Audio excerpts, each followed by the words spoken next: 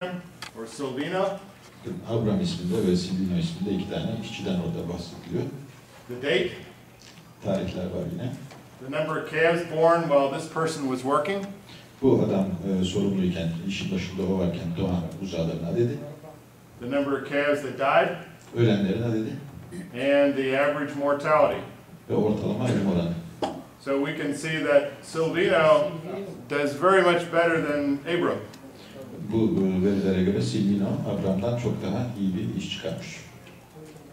We talked about using the colostrometer. Kolostrometre kullanımından da söz etmiştik. This farm recorded their results. They tested every batch of colostrum every day. Her parti kolostromu her gün test etmişler ve kayıt altına almışlar bu çiftlikte. We have date. Tarih. The cow. İneğin numarası. And whether it was green, yellow, or red, which this is most desirable, acceptable, and unacceptable, and this had excessive blood. Yeşil, sarı, kırmızı, yeşil en talep edilen, sarı kabul edilebilir, kırmızı kabul edilemez, bir de aşırı kanlı olan var. And then the person that was collecting the colostrum. Kolostrumu toplayan çalışanın adı da yazılı. Now, weighing calves. On calf ranches, calves are weighed as they arrive at the farm. Buzağlar yetiştirme tesisine geldiklerinde tartılır. And they're weighed upon weaning. Ve bir de sütten kesme zamanında tartılır. In fact, every time the calf is handled, they will receive a body weight on that calf. Ve ne zaman muameleye tabi tutulursa, daha doğrusu muameleye tabi tutulduğu her seferinde bunun vücut ağırlığına bakılır. Or I should say heifer. Every time that they have to move out of a facility, they will try and get a weight on that animal. Tesisten çıkartırken de bunların ağırlığına bakarlar. So our focus today is going to be on several subjects on the calving environment and colostrum management that goes together. Bugün şu konular üzerinde yoğunlaşacağız. Buzağlamanın gerçekleştiği ortam ve kolostrum yönetimi. We'll talk about the liquid diet. Sıvı diyetten bahsedeceğiz. Some things on water management. Su yönetimiyle ilgili konuşacağız. And then there are about 3 principles I want to talk to you about with older heifer feeding management. Ve daha ileri yaşlardaki düvelerin yan yönetimi içinde 3 husustan size bahsetmek istiyorum. The first subject concerns something that I did my PhD research on many years ago. Çok yıllar önce doktora araştırmalarımı yaparken bu konuya eğilmiştim. That everyone ignored until about 5 years ago. Everyone ignored it until 5 years ago. Ve bu yaptığım araştırmanın neticelerini 5 yıl öncesine kadar herkes göz ardı ediyordu, kulak asmıyorlar. And that concerns the early colonization of the intestine with bacteria and its relationship to colostrum absorption. İnce bağırsağın erken kolonizasyonu, bakterilerle erken kolonizasyonu ve bunun kolostrum absorpsiyonu ile olan ilişkisini araştırmıştım. Now let's think of this as a race. Bunu bir yarış olarak görelim. It's a race between the bacteria in the environment Bu çevredeki bakteriler and the antibodies in colostrum. ve kolostrumdaki antikorlar arasında bir yarıştır. And here's the reason why it's important. This is an epithelial cell from the small intestine. Neden önemli? Sebebi şu. Bu resimde ince bağırsaktan bir epitel hücre görüyorsunuz. Of a calf, young calf, milk fed or colostrum fed calf. Kolostrumla beslenen yeni doğmuş bir buzağda. Except there was very heavy microbial colonization of that intestine. Ama çok ağır bir şekilde mikrobiyal kolonizasyon var bunun ince bağırsakta. And that's because they had administered a microbial inoculum before colostrum. Çünkü kolostrumdan önce bir mikrobiyal inokulam vermişler. Now what you'll see is these are actually bacteria. Bu gördükleriniz bakteriler. And they have interfered with that absorptive surface on that epithelial cell. Epitel tabakadaki absorpsiyonu sağlayacak olan yüzeye bakın müdahale ediyor. And in this case the bacteria won. Bu durumda bakteriler yarışı kazanmış. And severely inhibited antibody absorption. Antikor absorpsiyonunu ciddi şekilde baskılamışlar. Now in a situation where colostrum was fed first in high amounts, the cow calved in a very clean environment. Aksi durumu düşünelim. Çok temiz bir ortamda doğmuş bir buzağı ve derhal kolostrumu almış. This represents that same intestinal epithelium. Aynı intestinal epitel dokuyu burada görüyoruz. And we don't see the bacteria being absorbed. Absorbe edilmiş bakteri görünmüyor anlaşıldığı üzere. And these dark spots actually represent the colostrum antibodies that have been absorbed. Bu koyu benekler absorbe edilmiş antikorları gösteriyor. And I'm sure most of you have heard about some of the principles with colostrum management. Kolostrum yönetiminin bazı temel prensiplerini hepiniz duymuşsunuzdur. We want the colostrum in the green or yellow range with the colostrometer. Kolostrometrede yeşil veya sarı olmasını istiyoruz kolostromun. We want about 4 liters on that first feeding. İlk beslemede 4 litre almasını istiyoruz. As soon as possible. Mümkün mertebe çabuk almasını istiyoruz. And that means in a few hours. Bu birkaç saat demektir. Now, I think why we fail is because we have poor fresh cow facilities. Burada başarısız olmamızın sebebi de yeni doğmuş inek tesislerimizin yeterli olmaması. So we can measure colostrum quality. Kolostrum kalitesi şöyle ölçülüyor. With the colostrometer, and there's the website for that. Kolostrometre ile ölçülüyor. Şu web sitesinden bilgi alınabilir. That's very important that one uses colostrum at room temperature. Kolostrumun oda sıcaklığında ölçülmesi önemli. Because if it's too cold or too warm, those readings will be erroneous. Çok sıcak olursa ya da çok soğuk olursa ölçümler yanlış sonuç verebilir. So why do we fail? Neden hata yapıyoruz? Neden başarısız oluyoruz? We don't refrigerate that colostrum quick enough. Kolostrumu yeterince hızlı bir şekilde soğutamıyoruz. As backup, you mean? As backup? Why should you refrigerate? Well, unless you're going to feed it right away. Because if you let colostrum sit at room temperature for 6 hours, you'll have a bacteria count of 6 million. Okay, well that's good. Hemen verilmeyecekse soğutulması lazım. Çünkü 6 saat oda sıcaklığında kalırsa 6 milyon bakteri sayısı çıkar. That's right, but many people don't do that. Aslında anında verilmesi gerekiyor ama birçokları bunu yapamıyorlar tabii. The first 10 minutes is better, the first hour is better. Oh yes, yeah. The sooner the better. But I'll show you. Ne kadar çabuk verilirse o kadar iyi olur tabii. Make sure you repeat the question. So Yeah, the question was, shouldn't we feed it right away? I already told. Yes. I didn't know if you could. Okay, good. Because if we hold it, in the U.S., we may milk that fresh cow and let the colostrum sit in the milking parlor until we're finished milking. Amerika'da bazen işte bu kolostrum alınıyor ve sağım bitene kadar Like this. genelde bekletiyorlar, böyle bekletiyorlar. But that is not the only reason. The reason is the absorption of the calf Yes. the antibodies. That's right. Sooner the better. That's right. Tabii ne kadar hızlı verilirse o kadar iyi olur, hiç şüphesiz. But here's a situation where the colostrum was let to sit in the milk house. Sağımhanede bu kadar bekletmişler, bu ortamda bekletmişler kolostrumu. And it will rapidly grow bacteria. Tabii çok hızlı bir şekilde bakteri ürer bunun için. In Europe, they've looked at adding acid, formic acid, to the colostrum to try and preserve it. Avrupa'da formik asit ilave ederek korumaya çalışıyorlar. But the bacteria still grow very rapidly. It's Ama just yine a de different type. bakteriler artıyor. The other thing is one really should not cool colostrum. Okay. Buyurun. Bizim ülkemizde hayvan hastalıklarıyla ilgili bazı problemler yaşadığımız için güvenlik olsun diye yaşlı ineklerin sütünü donduruyoruz derin dondurucuda. Kolostrometre ile geçemeyen süt olursa ilk laktasyonda bazı düveler geçemiyor bunu. Dondurulmuş sütü çözdürüp veriyorum ben. Evet. Since there are some disease challenges in Turkey, the colostrum from the first half wafers sometimes cannot pass the colostrometer check, and just as a precaution, they freeze colostrum from older animals and then thaw the frozen colostrum and administer it to the cows. And preferably to thaw it more slowly. Burada yavaş yavaş çözdürmeniz tavsiye edilir. Microwave'de çözdürmenin tartışması vardı. Bu tartışma sonuçlandı mı acaba? There was some debate going on about thawing in the microwave. It's risky. Riskidir. Yes. Evet. And if it's done, it should be done on a low power setting. Eğer mikrodalgada da çözdürecekseniz düşük ayarda yapmanız lazım. Bu cevap oldu mu size? Oldu. Şeyi derecesi nedir mesela? Yani ölçüme tabi tutacağınız derece mi, hayvana vereceğiniz derece mi?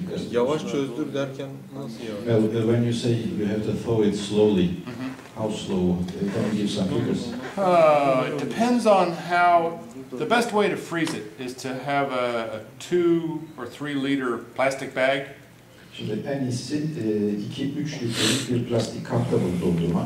So that it's relatively flat. It will be about this large and like so. O zaman tabii daha alçak bir kaba sığabilir. Eliyle işaret ettiği kadar bir kaba sığabilir. So that when it thaws, it will thaw more uniformly. Ve geniş yüzeyli bir kap olduğu için çözülürken daha uniform bir şekilde çözülür. Because the problem, if you don't periodically agitate that, the outer part becomes very hot while the inner part is still rather cold. Çünkü şöyle bir problem var. Eğer sıklıkla bunu çalkalamazsanız çözdürme esnasında dış tarafı çabuk ısınırken iç tarafı soğuk kalır. The other one is really pooling colostrum. If you have some disease problems such as mycoplasma, Johne's, Pastorella, it's not a good idea to mix colostrum from multiple cows. Birden fazla inekten gelen kolostrumun havuz halinde bir araya getirilmesi de iyi bir uygulama değildir. Eğer hastalık sıkıntıları varsa, mycoplasma gibi, Johne's hastalığı gibi, Pastorella gibi. Because then you can spread it to more of your calves. Yani böyle bir şey yaparsanız daha fazla bulaştırmış olursunuz hastalığı. So I think it's very important that one designs the calving facilities so that they're very conveniently located. Burada buzağlama tesisinin, buzağlamanın yapıldığı yerin iyi bir şekilde tasarlanması önemlidir. This was the calving facility on a 8,000 cow dairy, 6,000 cow dairy in Kansas. Kansas'ta 6.000 başlık bir süt çiftliğinin buzağlama tesisi. And right next door they had a bedded pen for handling the newborn calves. Yeni doğmuş buzağların bakımı için yüksel altına yataklık döşenmiş bir bölmeleri var. And this is their esophageal feeder. Özofagus pompası. Yes, very nicely designed. Çok This güzel is tasarlanmış. milk pipeline. Bu süt hattını görüyorsunuz bakın. And they had a fitting with the lever here.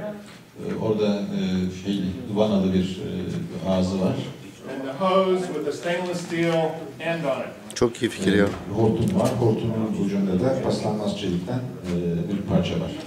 Now when they were finished, they could flush this İşi bittiği zaman içini temizliyor, yıkıyorlar.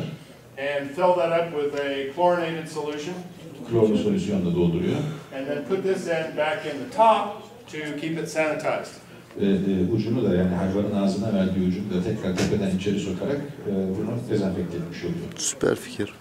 Again, very convenient facilities if they needed for any calving difficulties. Yine buzağlama güçlüğü, zorluğu varsa ona göre tasarlanmış bir. But here's the problem we have on too many farms. Ama birçok çiftlikte de böyle manzaralar görüyoruz. The calf is born and it's too long until it's taken care of. Buzağı doğuyor ve ondan sonra düzgün bir bakım alıncaya kadar uzun vakit geçiyor. Now, how do we feed that calf colostrum? Peki bu buzağa kolostrumu nasıl vereceğiz? The most efficient is nursing, Tabii en etkin yol anasından emmesi. followed by a bottle, Ondan sonra biberon, followed by the esophageal feeder. ondan sonra da özofagus pompasıyla. And we'd all like to think that this is what that first cow looks like with their calf. Tabii ilk uzağın hep böyle görünmesini isteriz. But sometimes it looks like that. Ama genellikle sağda gördüğünüz gibi durumlar da görülür. And the microbial contamination of that calf in this environment would be very high. Ve sağdaki gibi bir ortamda buzağın maruz kalacağı mikrobiyal kontaminasyon çok şiddetli olacaktır. Now, bottles to me are very desirable with some exceptions. Şimdi biberonlar da benim için son derece şayanı tercih ama bazı istisnalar var. How many of you have fed calves? Aranızda kaç kişi buzağı Yes. besledi biberonla? I How many of you have cut holes in the top of the nipple to make the holes bigger? Memenin ucunu genişletmek için delik açan oldu mu aranızda hiç? Yes, Evet. you did. Yaptınız değil mi? Yaptı, yakaladı. And you run the risk of more aspiration of fluid. If you look at the holes here, they're very large on Bakın şu this. deliklere bakın, çok büyük bu delikler. The other problem, O zaman nefes borusundan kaçma riski doğuyor. this colostrum has been sitting in this water bath for 3 hours Bu kolostrum ayrıca 3 saat orada Benmari'de yatmış. and growing a lot of bacteria. Bir sürü de bir bakteri yürüyor o zaman içinde. So a lot of producers routinely tube calves with 4 liters. Birçok yetiştirici rutin olarak 4 litre boruyla veriyor buzağlara. Now, concerns are with sanitation of this esophageal feeder. Burada ezofagus pompasının sanitasyonu, dezenfektasyonu önemli. The other problem is, how many have drank 4 liters at one time? Diğer bir problem, aranızda kaç kişi bir seferde 4 litre süt içti? 2 litre. Then we expect a calf that weighs 50 kilograms to consume 4 liters at one time. Şimdi 50 kilo gelen bir buzağı bir defada 4 kilo kolostrum içmeye mecbur ediyoruz. Some of the risks that can occur is instead of it going into the esophagus, it goes into the lungs. Şöyle bir risk var, özofagusa gitmek yerine akciğerlere de kaçabilir. It's not perfect. Her ne kadar iyi tasarlansa da, özel tasarım olsa da mükemmel olmuyor bu pompalar. They have a special design with the ball, but this was a big calf. Ucu topuz şeklinde özel bir tasarım. And that calf died shortly later. Ama bu biraz büyük bir şeydi, buzağıydı ve az sonra da öldü. Niçin bir seferde 4 kilo veriyoruz? Why do you feed 4 kilograms at one go? I agree. I don't like to. If the calf will drink it, I will feed it. Aslında ben de pek bundan hoşlanmıyorum ama eğer hayvan bunu içebiliyorsa içsin. Günlük mü 4 kilo? Yeah, let me finish my point. İyi besleme. Yeah. Bir dakika ben sözümü bitireyim. When we tube the calf, it goes in, the colostrum goes into the reticulum and the rumen on the calf. Şimdi bu boruyla verdiğimiz zaman retikuluma gider kolostrum. This is the size of the reticulum on a Jersey calf. Bir Jersey buzağının retikulumu burada gördüğünüz boydadır. And a Holstein's might be this large. Holstein'inki ise eliyle işaret ettiği kadar olabilir. We put 4 liters in that and it really swells up largely. Yani buna 4 litre yüklersek iyice şişer. And we may create some problems because it won't flow to the abomasum where we want that colostrum. Ve bu da problemlere yol açar. Abomasuma gitmeyebilir ki biz abomasuma gitmesini istiyoruz. And this graph shows the relationship between type of feeding with a bottle versus a tube and the level of antibody in the blood after from birth until 32 hours. Doğumdan 32 saate kadar biberonla besleme ve boruyla beslemenin sağladığı antikor seviyesini gösteren bir grafik. The problem with the bottle is that we're not sure that he will drink before. Right. Because especially in countries like Egypt, we have workers. It's not the farmer by himself who's working. I agree. So I tell him, give him 4 liters. He will drink these 4 liters in maybe 3-4 hours, or 2 hours, or 1 hour. I'm not sure. But the esophagus will be in 5 minutes. Yes. He will drink the 4 liters. I agree. So it's As I say, it depends. You want to repeat the question? Şimdi Mısır gibi memleketlerde işin başında duran çiftlik sahibi, hayvan sahibi değil, genellikle işçiler çalışıyor. Dolayısıyla biberonla beslendiğinde biz bu hayvanın 4 litre aldığından emin olamıyoruz. Saatler geçebilir biberonla bunu 4 litre süt vermek ama pompayla verirken, boruyla verirken daha emin olabiliyoruz 4 litreyi aldığından. I agree with you. we used to have from 15 to 20% death rates in the when we use bottles. When we started this, Esophageal. we had less than 4%. Şimdi biberonla beslerken %15-%20 ölüm yaşıyorduk. Boru ile beslemeye geçince %4'ün altına indi diyor Mısırlı arkadaş. What I say is first try the bottle, and if the calf won't drink, then do Ben that. şunu öneririm. Önce biberonu deneyin. Eğer biberonla içmezse o zaman Yes. Yes. boruyla verin. Yep. But it depends It depends on your workers. If I was feeding myself, I Sure. would give them the water, but I have workers Yep. that I do not trust. You will give them Right. 4 kilos. You Yep. stand them for 2 hours or 1 hour to feed them. Yani ben kendim yapıyor olsam biberonla veririm ama öyle işçilerim var ki ihtimal edemeyeceğim işçilerim var. 3 saatte 4 saatte bunu içirmeyecek, içiremeyecek adamlar var. Remember my statement in the beginning. I said it depends on the resources of your farm. Bu sunumun en başında yaptığım yorumu tekrarlamak istiyorum. Yapacağınız bütün uygulamalar kendi çiftliğinizdeki imkanlarla sınırlıdır. Kendi imkanlarınız dahilinde çalışacaksınız. In the farms in Kansas that I've worked with, some of the workers don't like this esophageal feeder. They won't use it. They're very good. Kansas'ta çalıştığım bazı çiftliklerdeki işçiler bu özofilus pompasından hoşlanmıyorlar, bunu kullanmıyorlar diyor. But just remember, when you put 4 liters in there at one time, you try and drink 4 liters. Ama şunu unutmayın, hayvana 4 litre kolostrum vermeye It's a uğraşırken stress.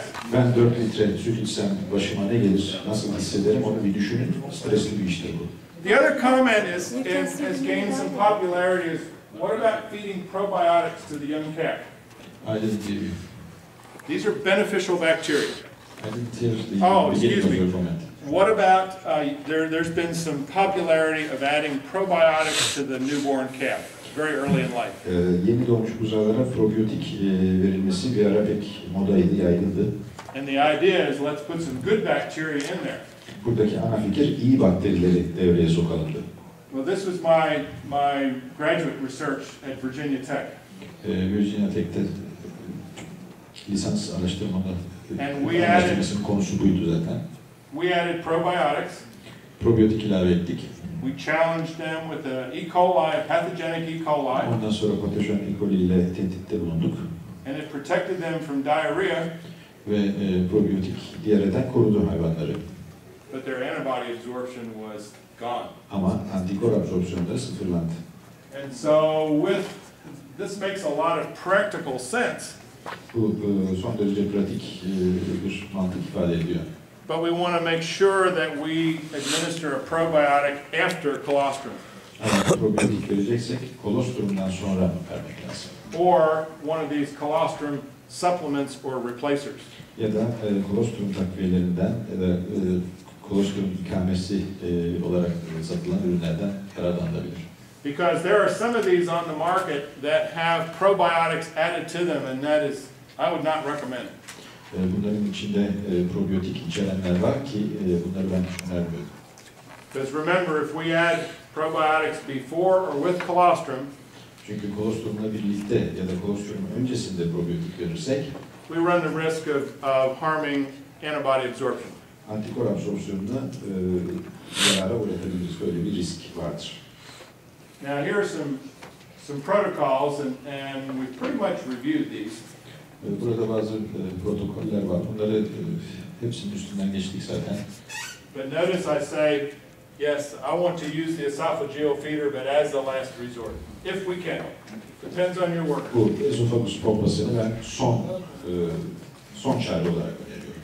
Now, for the next subject is let's look at what we feed, the liquid diet we feed to these calves. Şimdi bu buzağlara uyguladığımız likit sıvı diyete bakalım.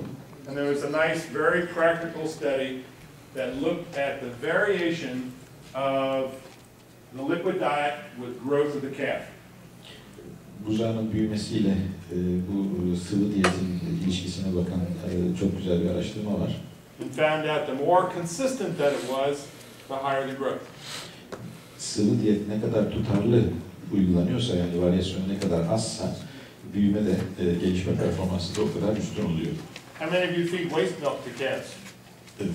Artık süt veren oldu mu hayvanlara, buzağlara? This was a study we did in California. We worked with 9 dairy farms and 1 calf ranch. 9 süt çiftliği, süt ineği çiftliği ve 5 buzağı büyütme tesisiyle çalışmışlar Kaliforniya'da. And we measured the waste milk, the quality of the waste milk before pasteurization. These were all pasteurized. After pasteurization. Pastörizasyonun öncesinde ve sonrasında da artık sütün kalitesine bakmışlar. And then after the last calf was fed. Ve bir de besleme bittikten sonra o sütün kalitesine tekrar bakmışlar. Now, to show you the variation, the fat varied from 1.1% fat to 5.3%. Yağdaki oynamaya bakacak olursak %1.1 ile 5.3 arasında oynuyor. So why was there low fat? Neden düşük yağ? When I milk the sick cows and I purge that line with water, Hasta inekleri sağdıktan sonra ve süt hattını da suyla temizledikten sonra water gets added to that waste milk. o artık sütün içine su karışmış oluyor. So we look at the variation in total solids from 9% to 15%. Toplam katı maddelerdeki dalgalanma 8.9 ile 15.3 arasında. Yani 9 ile 15 arasında diyebiliriz. How do you know on the farm what the content of solids is on that milk? Çiftlikte nasıl bilebilirsiniz o sütün katı madde içeriğinin ne olduğunu? We have a nice little digital refractometer I can show you on Wednesday Yine çarşamba günü gösteririm. Çok güzel bir dijital reflektometre var. that will estimate total solids. Toplam katı madde And then we tahmini can görebiliyor. add solids to that milk or more milk replacer. O zaman işte buna katı madde ilavesi ya da işte buzağı maması ilavesi yapılır. We also measured the standard plate count. Standart plak sayımına bakılıyor. And it varied from 3,000 per ml to almost 6 million. Mililitre başına 3.000'den 6 milyona kadar değişebiliyor. He says, but I pasteurize it.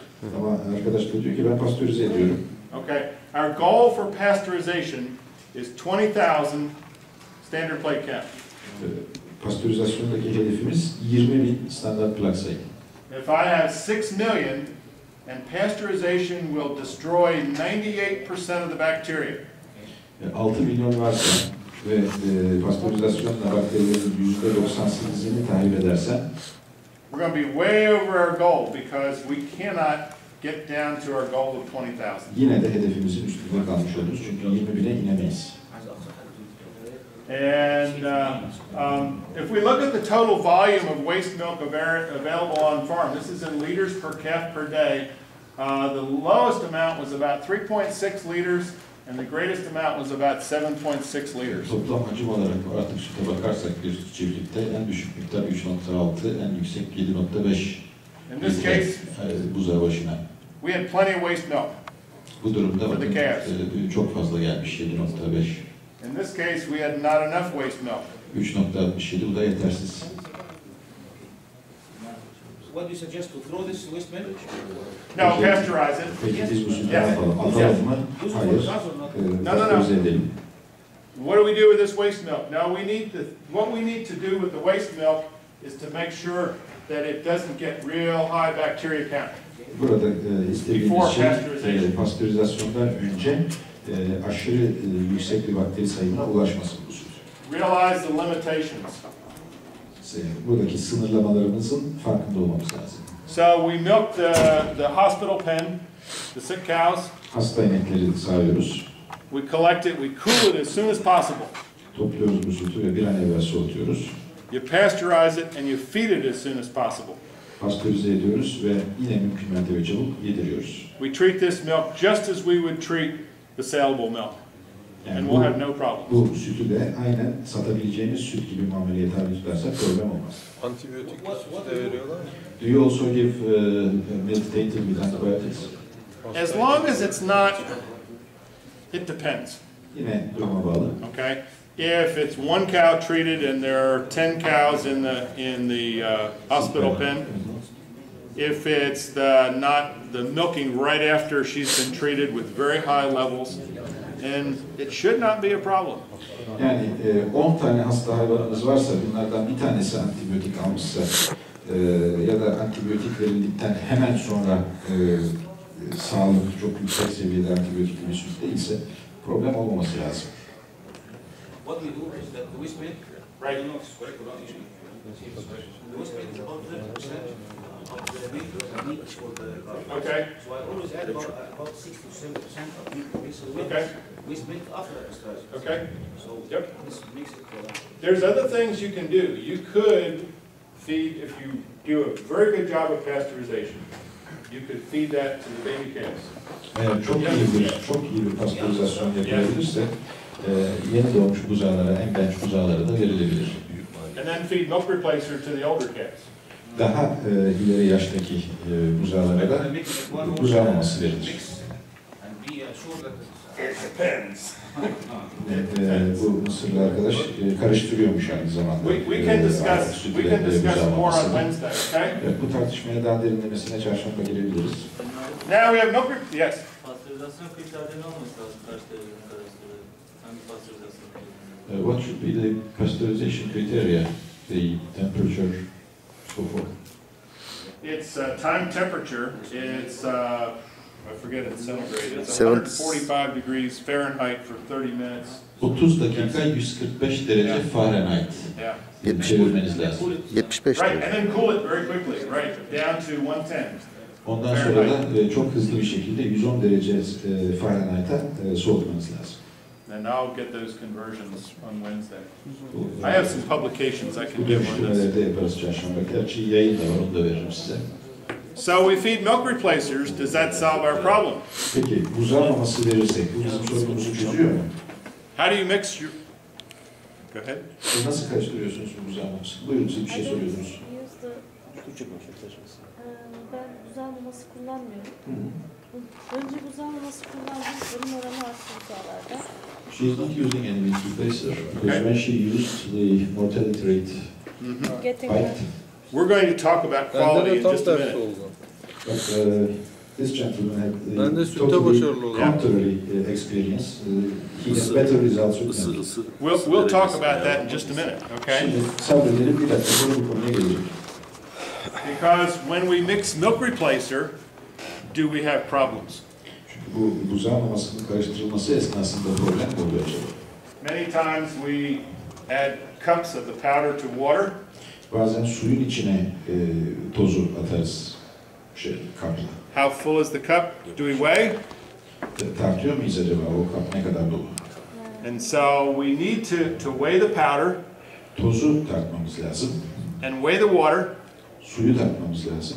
For instance, most milk replacers are fed at about 12.5% dry matter.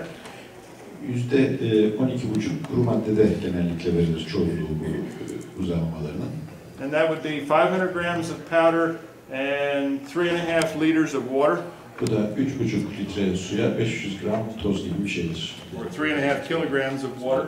Ya da kilo diyebiliriz. 3,5 kilo su, 500 gram toz. And I want that water temperature at about 43 degrees centigrade. Ve suyun sıcaklığının da 43 derece santigrat olmasını isterim. So it's very simple. I need scales and I need a thermometer to Bu measure son those derece temperatures. basit bir iş. Bir terazi lazım, bir de termometre lazım. Because that worker may not mix it properly, but if we tell them weights and measures and temperatures, it's easier to follow. Şimdi işçinin ne kadar doğru karıştırdığından emin olamazsınız. Ama buna tartısını ve derecesini söylerseniz kontrolü daha kolay olur. Now the trouble with milk replacers is they're not all created equal. Bu zamamalarda şöyle bir problemi var. Hepsi birbirinden aynı değil. Particularly in those that are coming from the EU. Özellikle de Avrupa Birliği'nden gelenler farklı. Because they cannot use animal fats in the milk Çünkü replacers. bunların buzlanmamasında hayvansal yağ kullanmasına izin verilmiyor. Because of the risks of BSE, mad cow. Deli dana riski yüzünden. And so they have hydrogenated vegetable fats, which may be of more variable quality. Hidrojene bitkisel yağ kullanıyorlar. Bunların da kaliteleri tabii sabit değil. And the fact that most of them are made from whey proteins. Ve bunların çoğu da peynir altı suyu proteininden elde ediliyor.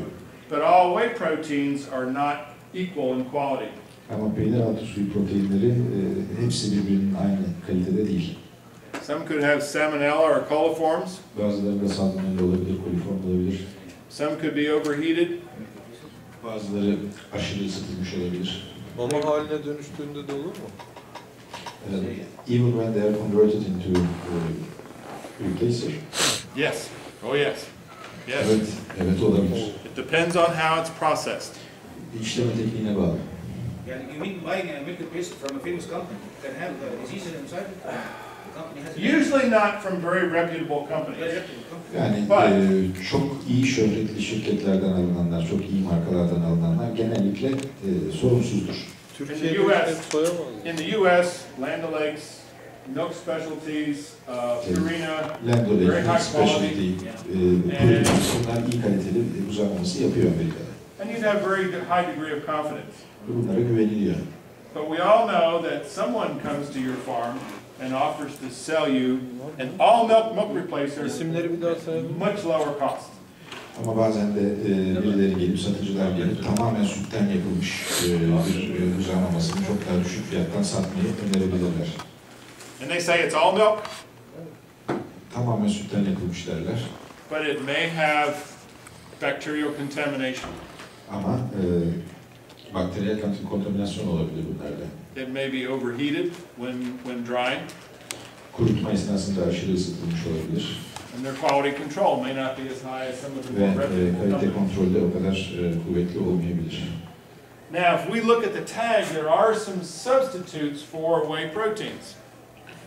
Bu peynir altı suyu proteinin bazı ikame edici alternatifleri var. The most predominant ones are soy protein concentrate Bunların içinde en yaygın görülenler soy protein konsantresi and a modified soy flour. And it's very important that it's a protein modified soy flour. ve protein modifiye edilmiş soya unu. And wheat gluten. Buğday gluteni. Now, I don't believe in the EU countries that you're allowed to use plasma. You are in the US because there is virtually no risk from BSE, but not for the Avrupa EU. Birliği'nde plazma kullanılmasına izin verilmiyor ama Amerika'da böyle bir problem yok çünkü BSE problemi yok. Now, those that are unacceptable are soy flour, potato, and egg. Bunun yerine kullanılamayacak olan ürünler şunlar. Soya. Can you go back please? Yes. Soya unu, patates proteini ve yumurta. Now, this is a study, or this is a compilation of several studies first reported in 1994 by Trevor Tompkins. Trevor Tompkins tarafından ilk 1994'te yayınlanan birkaç araştırmanın birleştirilmesiyle elde edilen bir tablo. And they compared performance of calves fed an all-milk milk replacer Tamamen sütten yapılmış buzağı maması verilen buzağların performansıyla bir karşılaştırma yapılmış. to ones with varying percentages of milk. Yani %100 tamamen buzağı, sütten oluşan buzağı maması verilenler ve belirli yüzdelerde süt içeren buzağı maması verilenler karşılaştırılmış. And these milk proteins would be whey proteins. Ve buradaki protein de peynir altı suyu proteini. The other substitutes were soy protein concentrate, Diğer ikame maddeleri soya protein konsantresi, plasma, plazma or wheat. veya buğday. Now, if we look at, we're going to move to this slide, looking at average daily gains of Bu the slayda calves. atlayalım. Ortalama günlük ağırlık kazancına bakalım. The calves on the all milk gained 218 grams per day. %100 sütten sütle beslenenler %218 gram alıyor. The next best was one with milk protein, soy protein concentrate, and wheat gluten. Bundan sonra ikinci iyi olan işte süt proteini, soya protein konsantresi ve buğday gluteni içeren. And notice these only gained 164 grams a day. Ama bu bile günde sadece 164 gram kazanmış. Now, the worst performing was that where mostly soy protein, only 30% milk protein, and they had animal plasma and wheat. En zayıf netice ise işte büyük ölçüde soya protein konsantresi ama çok az süt ve miktarda plazma ve buğday içeren uzanması olmuş. So we saved money by buying a less expensive protein milk replacer, Şimdi daha ucuz bir buzağı maması alarak tasarruf ettiğimizi zannediyoruz. but if we looked at average daily gains, it was a very expensive per unit of gain. Ama günlük ağırlık kazancına baktığımızda ağırlık kazancının birimi başına harcadığımız para çok artmış, çok pahalıya gelmiş. And if we look at the relationship with medical treatments, Tıbbi tedavilerle aradaki ilişkiye bakalım.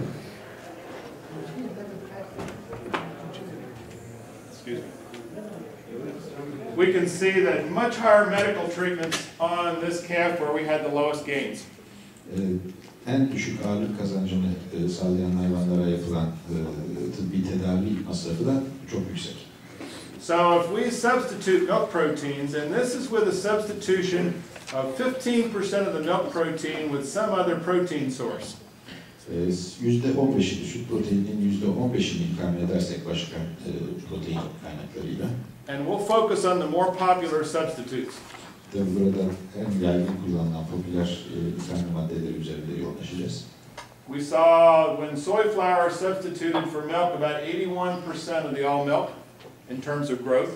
Yani büyüme performansı olarak şöyle söyleyebiliriz. Soya unu ikamesi yapıldığında %15'i, yani süt proteininin %15'i soya unuyla ikame edildiğinde büyüme performansının sadece %81'i gerçekleşiyor. When you say all milk, you mean the milk is based, the protein in the milk is based from whey? All whey proteins. Whey protein, concentrate, dried whey. Those are the two predominant ones that we get. Süt proteini derken kastettiğimiz şey zaten suyun altı süt proteini. Wheat gluten was 86% of all milk replacer. Buğday gluteni %86'a netice vermiş. And soy protein isolate and soy protein concentrate at about 95 to 96. Soya protein izolatı ve soya protein konsantresi %95-96 netice vermiş. And plasma and egg at very, very variable rates. Plazma ve yumurtanın da sağladığı oranlar çok değişken. Is it preferably to have a milk instead of places? Instead of using It's a good investment. Use real milk. And the Would calves, it be better? what do you think? Buzağı maması vermek yerine doğrudan süt vermek acaba daha iyi bir yatırım olur mu diye soruyorum. Parasal Depends on mı? the prices. Tabii Right now in the tamamen US, fiyatlara bağlı bir şey. milk price is high and whey prices are very low. Halihazırda Amerika'da süt fiyatları yüksek, benim aldığım süt fiyatları düşük. Milk replacer prices have dropped by $22 per 22 kilogram bag. 22 kiloluk bir torba buzağı mamasının fiyatı 22 dolar ucuzladı Amerika'da. Yes. Çok daha ucuza geliyor süt tevesi Now, mesela. Put the price aside. Right. The calf itself, whey milk or First of all, Okay. let's talk about this, and then we can evaluate in money. I've got some more slides. Fiyatı düşünmeden böyle bir mukayese yaparsak ne olur diye sordular. You're getting ahead of me. Kendilerine sabır temenni ediyoruz. Şimdi biraz sonra söyleyecek cevabı. Now, if we replace 45% of that milk protein Şimdi süt proteininin %45'ini ikame etsek, with a substitute, now look at what happens to performance. bakın performansa ne olmuş? When you read the tag on that milk replacer, you can't tell how much they have replaced the whey proteins. Şeye baktığınızda, etiket değerlerine baktığınızda peynir altı suyu proteininin ne kadarını ikame ettiklerini göremiyorsunuz. Now, besides the cost and besides the gain, Burada maliyetin yanı sıra ve ağırlık kazancının yanı sıra what's been the impact on animal health? bir de hayvan sağlığı üzerindeki etkileri var.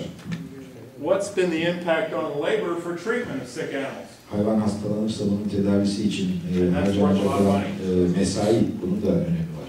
This is lung tissue from a calf with pneumonia. Pnömoni geçirmiş bir hayvanın akciğer dokusu alttaki resimde. And so I think we finished a field study in California with Kaliforniya'da bir saha araştırmasını yeni bitirdik. about 150 Jersey calves. 150 Jersey bu. They were fed either a 20-20 milk replacer, 20% fat, 20% protein, Bunlara 20-20'lik buzağı maması verildi, yani %20 ya %20 protein. at 450 grams of powder per day, 450 gram toz, gün başı toz olarak. or a Jersey milk replacer Veya Jersey buzağı maması verildi. that had 28% protein, 28 protein, 25% fat, 25 yağ, fed at 650 grams of powder per day. günde 650 gram tozunda verildi. 2 grup halinde. The differences in growth were large. büyüme farkı çok ciddiydi. The differences in morbidity and mortality were very large. Hastalık ve ölüm farklılıkları da çok büyük. Yes. And more milk in the first lactation. Well, these were bulls, so they didn't milk, okay? Daha fazla süt. Ama bu araştırma erkekler üzerinde yapıldığı için orada süte bakıldı. I've done some work with Jersey calves here at Virginia Tech. Virginia Tech'te Jersey buzağlar üzerinde bir araştırma yaptık. And we have developed the milk replacer that's currently being marketed by Land O'Lakes and Purina for Jerseys. Ve Jersey'ler için halihazırda Land O'Lakes ve Purina tarafından pazarlanan bir buzağı maması geliştirdik. Now, if we look at how we have fed calves for many, many years, we feed 1 gallon per day. Şimdi yıllardır nasıl besliyoruz biz bu buzağları ona bir bakarsak günde 1 galon veriliyor. Or about 4 liters. Ya da yaklaşık 4 litre diyelim. Or a pound of powder, or about 450 grams of powder per calf per day. Yine bir başka ifadeyle 450 gram toz veriliyor günde hayvana. Why do we do that? Neden yapıyoruz bunu? There's no research that supports that level of feeding. Çünkü bu seviyede bir beslemeyi destekleyen araştırmaya sahip değiliz. The reason we did it was to make that calf hungry. Bunu yapmamızın sebebi hayvanı acıktırmak içindir. So that it would eat dry feed sooner. Ki bir an evvel kuru yem yemeye başlasın diye. So it would be cheaper to feed the calf. Ve bu zaman besleme maliyeti ucuzlasın diye. Do you have any children? Çocuklarınız var mısın? Did you starve your children when they were young? Çocuklarınız ufakken kendilerini aç bıraktınız mı? No. Did you ever Tabii see? bırakmadınız. Did you ever see a skinny baby? Siz hiç böyle bir deri bir kemik bebek gördünüz mü? Or baby's fat? Ya da şişman. Yes. Why? Şişman bebek gördük. But you give them beside this milk replacer, you give them some concentrate. Böyle düzenlemesinin yanında konsantre de veriyorlar. Okay. Kendilerine biraz So if we look at what we've done, here's how we fed calves traditionally. İşte burada geleneksel olarak buzağları nasıl beslediğimiz görünüyor. Now, these are 3 Jersey bull calves the same age. Bunların üçü de Jersey erkek buzağlar. Aynı yaştalar. They were the same body weight at birth. Doğum anında aynı vücut ağırlığındaydılar. They're now 5 weeks of age. Şimdi 5 haftalık olmuşlar. Can you see a difference? Fark var mı? Yes. Limit fed, 20% fat, 20% protein. Bir tanesi sınırlı beslenmiş, bir tanesi 20-20 ile beslenmiş. Body fat percentage was 2.5% fat. Body fat, Body fat. vücut yağı 2.5%. 2.5%. %2,5. All milk fed calf, Tamamen sütle beslenen buzağı, body fat 9%. vücut yağı %9. And Jersey milk replacer fed calf, body fat 9%. Jersey buzağı mamasıyla beslenen de yine vücut yağı %9. Now, if this calf gets sick, they eat less, right? Şimdi bu buzağlar hastalanırsa daha az beslediler. Their nutrient requirements increase, Besin ihtiyaçları artar. and if they have 2% body fat, they die. %2 vücut yağı varsa bu hayvanların bunlar yaşamaz. Ölür. They have no reserves. Çünkü rezerv yok. It's just like the cow, having body condition for early lactation. Aynen erken laktasyondaki vücut kondisyon meselesi gibi bir mesele. And if we compare milk on a dry matter basis, Sütü de tabii kuru madde bazında karşılaştırıyoruz. a 20% fat, 20% protein, or 20% protein, 20% fat milk replacer will have this amount of protein and this amount of fat. 20-20'lik buzağı mamasında işte bu miktarda 20.8 protein, 20.8 yağ olur. On a dry basis, Holstein milk would have 25% protein, almost 30% fat. Kuru madde bazında baktığımızda Holstein sütünde %25 protein, neredeyse %30 yağ vardır. Jersey milk would have 26% protein and 35% fat. Jersey sütünde %26 protein, %35 yağ vardır. We'll get to that, okay? Is Mother Nature stupid? Peki tabiat ana aptal mı? No. Değil. She does this to manage risk in their offspring. Çünkü yavrularını risklerden korumak için böyle bir mekanizma geliştirmişler. So that they are a little bit fat. Onun için biraz şişman oluyorlar. You're ready for winter, right? Kışa hazırsınız değil mi?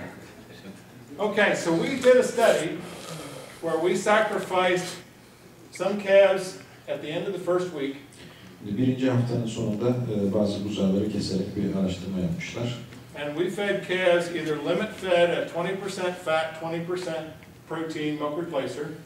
20-20'lik buzağı mamasıyla sınırlı beslenmiş hayvanlar. This one was designed to mimic Jersey milk. Şu gösterdiği Jersey sütünü taklit etmek için, onu yedirmek için tasarlanmış. A high protein, low fat milk replacer. Yüksek proteinli, düşük